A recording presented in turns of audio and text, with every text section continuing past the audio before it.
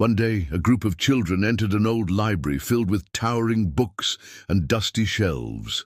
As they wandered between the rows, the children approached a massive book with a shiny golden cover glimmering in the sunlight.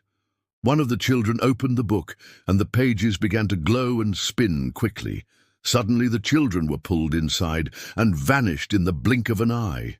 When the children opened their eyes, they found themselves in the middle of a forest, filled with giant trees and strange sounds. The children looked around in amazement and saw a huge dinosaur approaching them. But instead of being scared, they approached it, and one of them reached out to touch it. The children climbed onto its back and started laughing, enjoying the ride. They watched the dinosaurs playing, passed by enormous eggs, and followed the big birds flying above them.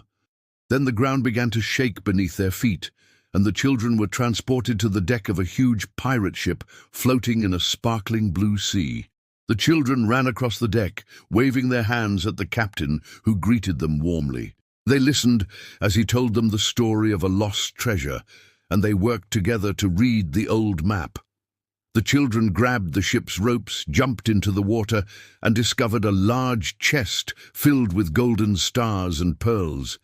They celebrated the treasure and danced joyfully with the pirates. As they laughed, the world around them began to change. The children opened their eyes again and found themselves in a magical candy city. They ran between houses made of cake, touched walls made of chocolate, and jumped over rivers of strawberry juice. The children tried flying ice cream, sat on chairs made of crispy cookies, and laughed loudly as they tasted the sweets and wandered among trees that grew gumdrops. Suddenly the children felt everything slow down. They looked up at the sky and realized they were inside a floating castle in the air. The children walked slowly among flying clocks and touched the giant hands that turned slowly.